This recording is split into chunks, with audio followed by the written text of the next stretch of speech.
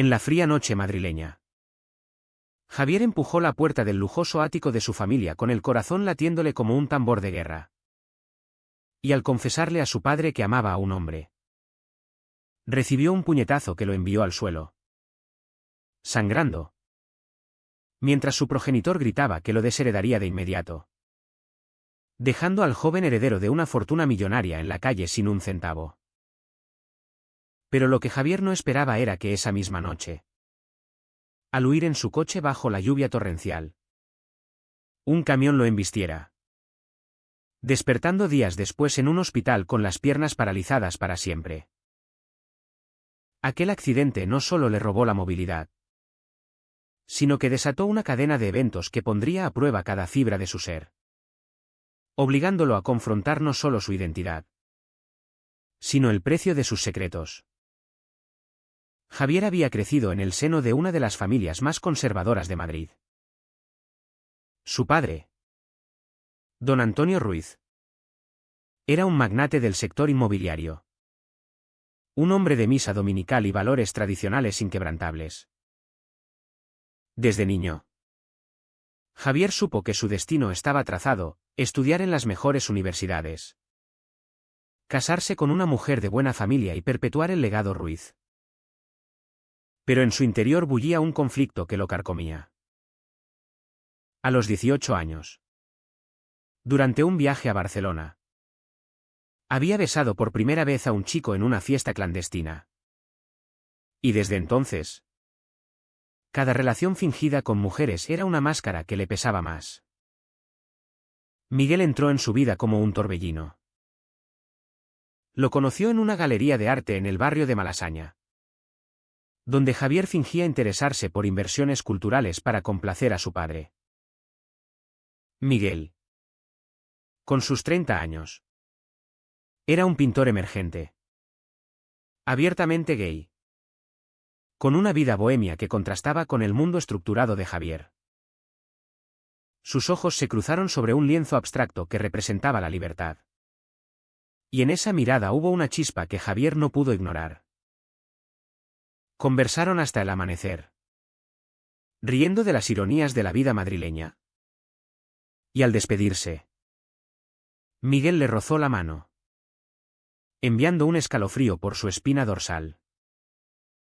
Al principio, Javier lo negó todo. Es solo curiosidad, se decía, mientras borraba mensajes y evitaba llamadas. Pero las reuniones secretas se volvieron inevitables. En parques apartados, en cafés ocultos de la Gran Vía, compartían sueños y miedos. Miguel hablaba de su lucha por acceptance en una sociedad aún marcada por el machismo, de cómo había perdido amigos y oportunidades laborales por ser quien era. Javier, en cambio, guardaba silencio sobre su familia, inventando excusas para sus ausencias. Cada beso era un acto de rebeldía, pero también de terror. ¿Qué pasaría si su padre lo descubría? La presión familiar era asfixiante. Don Antonio ya planeaba un compromiso con la hija de un socio. Elena, una mujer hermosa pero que para Javier representaba una cárcel dorada. La tensión creció cuando Miguel presionó por más. No puedo seguir escondiéndome, Javier. Esto me está matando, le dijo una noche en su pequeño estudio, rodeados de pinceles y telas. Javier sintió un nudo en la garganta. Sabía que Miguel tenía razón, pero el miedo lo paralizaba. Esa misma semana, su padre lo confrontó sobre rumores de comportamientos extraños. Javier mintió, pero el peso de la mentira lo empujó al límite. Decidió confesar, creyendo ingenuamente que el amor paternal prevalecería. El resultado fue catastrófico: el puñetazo, la desheredación, el accidente. Despertar en el hospital fue como renacer en un infierno. Las piernas inertes, El dolor punzante. Y la noticia de que nunca caminaría de nuevo. Su padre no apareció, en cambio. Fue Miguel quien estuvo a su lado, sosteniéndole la mano durante las terapias. No estás solo, le susurraba. Pero Javier se sentía traicionado por el mundo. ¿Cómo podía amar a alguien cuando su vida era un caos? La sociedad madrileña, con sus chismes en las tertulias y miradas juzgadoras, lo aislaba aún más. Amigos de la alta sociedad desaparecieron. ¿Y Elena? Al enterarse, lo visitó solo para romper el compromiso con lástima en los ojos. Miguel se convirtió en su ancla. Pero la relación se tensaba. Javier, amargado por su discapacidad, descargaba su frustración en discusiones interminables. Tú no entiendes lo que es perder todo por esto, le gritaba. Miguel, paciente al principio, comenzaba a dudar. ¿Valía la pena luchar por alguien que no se aceptaba a sí mismo? La presión social no ayudaba, en España. Aunque el matrimonio gay era legal desde 2005. En círculos conservadores como el de los Ruiz, ser homosexual era un estigma. Miguel enfrentaba miradas hostiles al visitar a Javier. Y sus propios amigos le aconsejaban alejarse de ese drama familiar. Un día, durante una sesión de fisioterapia, Javier tomó una decisión impulsiva. Llamó a su madre, doña Isabel, quien había permanecido en silencio durante el conflicto. Mamá, necesito ayuda, suplicó. Ella, dividida entre el amor por su hijo y la lealtad a su esposo, accedió a visitarlo en secreto. La conversación fue desgarradora, lágrimas, reproches y una promesa tentativa de mediación. Pero don Antonio era inflexible. Un Ruiz no puede ser. Eso, declaraba en reuniones familiares, ignorando el vacío que dejaba en su hijo.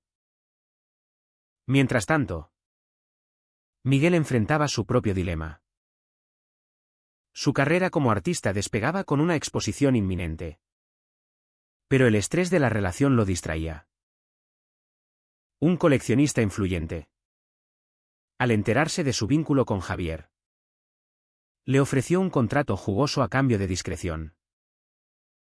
En este mundo, las apariencias importan, le dijo. Miguel rechazó la oferta. Pero la tentación lo carcomió. ¿Cuánto más podía sacrificar por un amor que parecía condenado?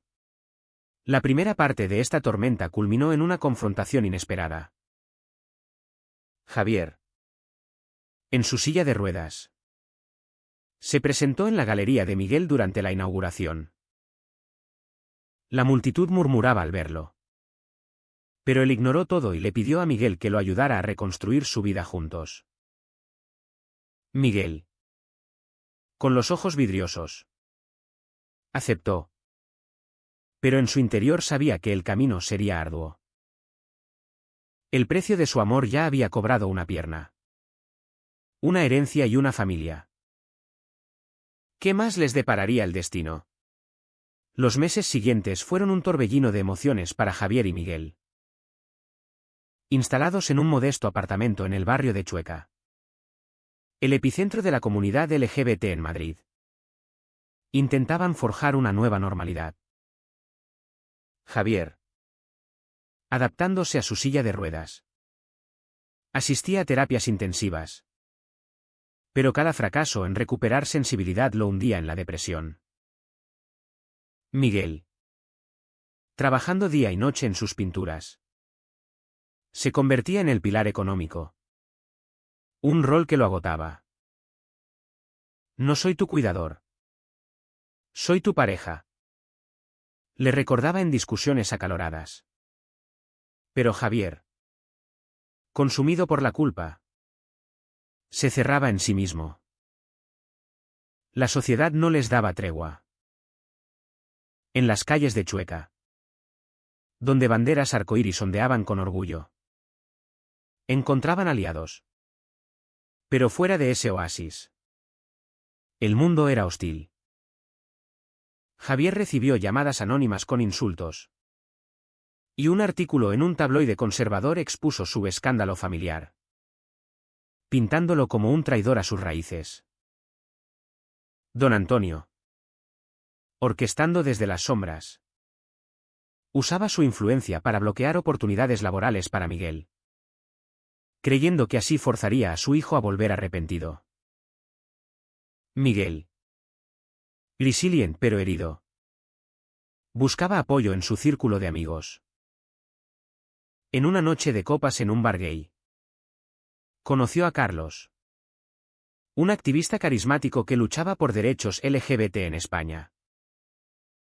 Carlos, con su elocuencia, le ofreció perspectivas nuevas. El amor verdadero requiere valentía, no sacrificio eterno.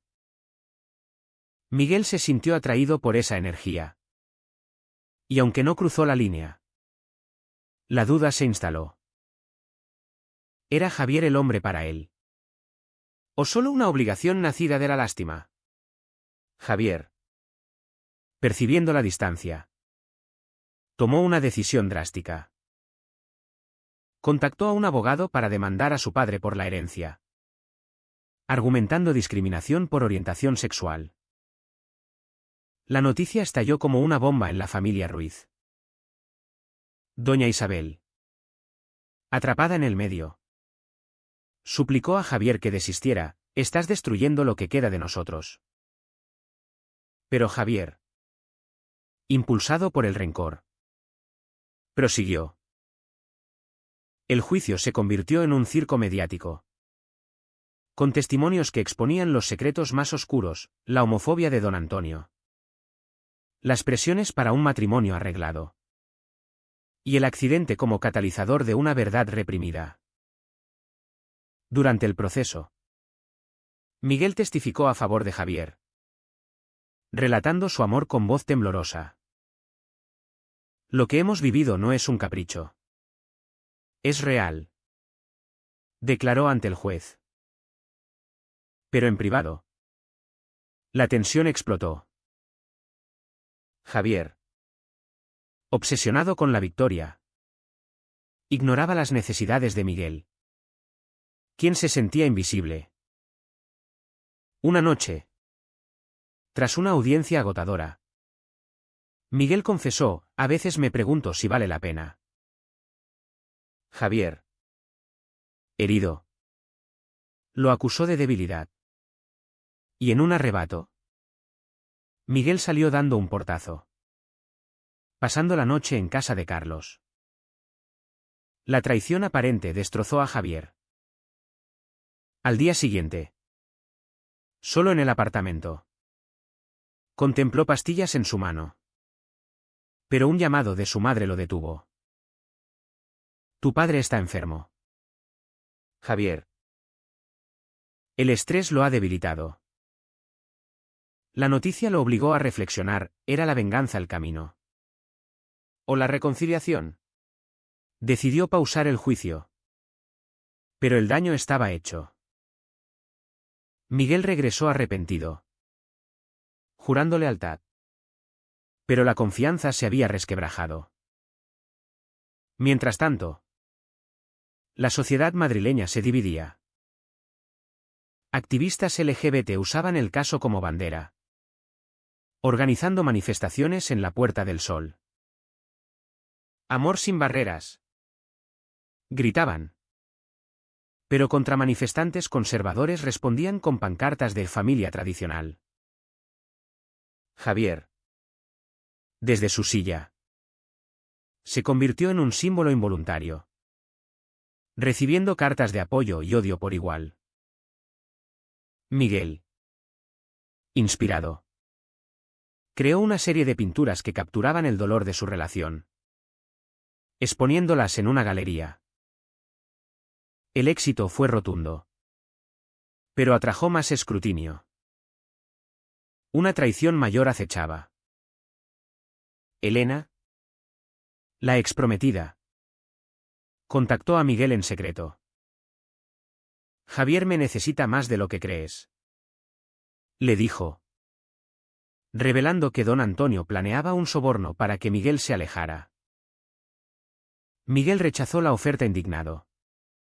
Pero la semilla de la duda creció. ¿Era su amor puro? ¿O contaminado por la piedad? En una confrontación con Javier, le exigió honestidad: ¿me amas por mí? ¿O porque soy el único que quedó? Javier, vulnerable, admitió sus miedos. Y en un momento de intimidad emocional, se reconectaron. Pero el alto precio continuaba. Don Antonio sufrió un infarto. Y en su lecho de hospital, llamó a Javier. Hijo, he sido un necio, murmuró, extendiendo una rama de olivo. Javier, dividido, aceptó visitarlo. Pero con Miguel a su lado. La reunión fue tensa, lágrimas, acusaciones y una promesa de cambio. Don Antonio accedió a restaurar parte de la herencia, pero a cambio de discreción. Javier rechazó: no esconderé quién soy. La decisión fortaleció su vínculo con Miguel, pero alienó a parte de la familia. Al final de esta etapa, Javier y Miguel emergieron más unidos, pero marcados. El juicio se resolvió con una compensación parcial. Y Miguel vendió pinturas por una suma que les dio estabilidad. Sin embargo, las sombras de la duda persistían, preparando el terreno para conflictos mayores. Con la herencia parcial en mano, Javier y Miguel decidieron mudarse a un barrio más tranquilo en las afueras de Madrid, buscando paz tras el torbellino legal. Pero la calma era ilusoria. Javier, ahora enfocado en su rehabilitación, fundó una fundación para personas con discapacidad en la comunidad LGBT, canalizando su dolor en activismo. Miguel lo apoyaba. Pero su propia carrera lo absorbía, una oferta para exponer en Barcelona lo tentaba, implicando meses de separación. La distancia física reveló grietas emocionales. En Barcelona, Miguel se sumergió en un mundo vibrante, rodeado de artistas liberados. Carlos reapareció, ofreciendo colaboración en un proyecto sobre identidad queer. Las noches de trabajo se extendieron. Y aunque Miguel resistía, un beso impulsivo con Carlos lo traicionó. Al regresar a Madrid, la culpa lo consumía. ¿Cómo se lo digo?, se preguntaba, sabiendo que destruiría todo. Javier, meanwhile, enfrentaba presiones familiares renovadas. Doña Isabel, ahora viuda tras la muerte de don Antonio por complicaciones cardíacas, suplicaba reconciliación con los parientes. Eres el heredero, Javier. No dejes que esto nos divida. Pero los tíos y primos, conservadores acérrimos, exigían que Javier renunciara a su estilo de vida para acceder al resto de la fortuna. En una cena familiar tensa, un tío lo confrontó: tu elección es una afrenta a Dios y a la familia. Javier, defendiendo su amor, abandonó la mesa. Pero el rechazo lo hundió en una espiral de duda. Miguel confesó el beso al volver. Fue un error. Javier, te amo a ti. La reacción fue explosiva, Javier, sintiéndose traicionado. Lo echó del apartamento. Después de todo lo que he sacrificado por nosotros. Gritó, ignorando su propia hipocresía.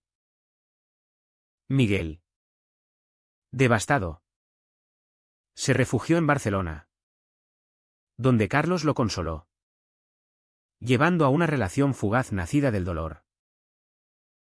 Solo, Javier confrontó sus demonios. En terapia, exploró su identidad, el clásico pasado, el accidente como metáfora de su represión, y el amor como salvación y condena. Amigos de la fundación lo apoyaron, compartiendo historias similares de rechazo familiar y societal en España, donde pese a avances legales, el prejuicio persistía en regiones rurales y círculos elitistas. Miguel, en Barcelona, reflexionaba sobre sus acciones. El hacer con Carlos era vacío, extrañaba la profundidad con Javier. Pero el orgullo lo detenía. Una llamada de doña Isabel lo sacudió: «Mi hijo te necesita». Miguel. No lo abandones. Movido por el remordimiento, regresó a Madrid, encontrando a Javier en una manifestación por derechos LGBT. La multitud coreaba eslóganes. Y en medio del caos, se reencontraron. «Perdóname», suplicó Miguel. Javier, con lágrimas, aceptó. Pero con condiciones: terapia de pareja y honestidad absoluta. La reconciliación fue frágil. Nuevos desafíos surgieron: un escándalo en la fundación, donde un empleado robó fondos, culpando a Javier por distraerse con su vida personal. La prensa sensacionalista amplificó el drama, reviviendo viejos chismes. Miguel defendió a Javier públicamente, exponiendo su propia vulnerabilidad en una entrevista: «El amor gay en España aún enfrenta barreras invisibles». El apoyo público creció, pero el costo emocional fue alto. Una decisión moral pivotal llegó cuando un primo de Javier, Clásic el mismo, le pidió ayuda. «No quiero terminar como tú, pero no puedo más», confesó. Javier lo guió. Pero esto enfureció a la familia, quien lo acusó de corromper a la siguiente generación. Miguel, apoyando, enfrentó su propio dilema: rechazar una oferta lucrativa de una galería homofóbica o comprometer sus principios. Eligió lo segundo, perdiendo ingresos pero ganando integridad. El clímax de esta fase fue una confrontación familiar en el funeral de don Antonio, retrasado por disputas. Javier, en silla de ruedas, pronunció un eulogio honesto: «Mi padre me enseñó el valor de la familia, pero también el dolor de la intolerancia». Las palabras dividieron a los asistentes, pero despertaron empatía en algunos. Miguel, a su lado, sintió un renacer en su relación. Pero sabían que la batalla no terminaba. Los años siguientes probaron la resiliencia de Javier y Miguel. Su relación, forjada en el fuego, se fortaleció a través de la terapia y el activismo compartido. La fundación creció, convirtiéndose en un faro para muchos en España, organizando talleres sobre aceptación familiar y lucha contra el prejuicio social. Miguel, con exposiciones exitosas, incorporaba temas de su vida en sus obras, ganando reconocimiento internacional. Sin embargo, nuevos conflictos surgieron. La adopción se convirtió en un sueño compartido. Pero la burocracia española, aunque progresista, ponía obstáculos a parejas gay con historiales complicados.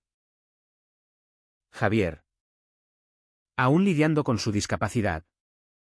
Dudaba de su capacidad como padre. No quiero que un niño pague por mis errores. Confesaba. Miguel lo convencía, nuestro amor es lo que importa.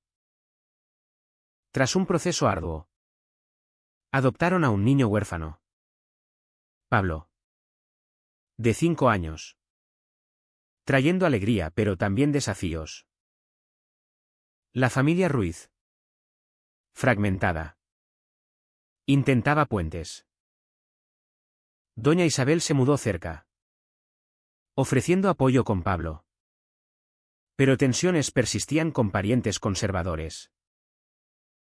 Un primo, inspirado por Javier, salió del closet, causando un cisma. Algunos lo apoyaron. Otros lo repudiaron, reflejando el microcosmos social de España. Miguel enfrentó una tentación final, una oferta para mudarse a Nueva York por una residencia artística. Es mi sueño. Javier admitió. La decisión pesaba, sacrificar su carrera por la familia. O arriesgar la relación. Javier, evolucionado, lo alentó, ve. Pero volvamos juntos. Miguel aceptó. Pero la separación revivió viejos miedos. Cartas y llamadas mantenían el vínculo. Pero rumores de infidelidad circularon, orquestados por enemigos pasados. En Nueva York, Miguel resistió, enfocándose en su arte, que exploraba temas de distancia y lealtad. Javier, en Madrid, criaba a Pablo con doña Isabel, confrontando prejuicios en la escuela, compañeros burlándose del niño con 2 papás. Esto lo impulsó a abogar por leyes más inclusivas. Testificando en el Congreso.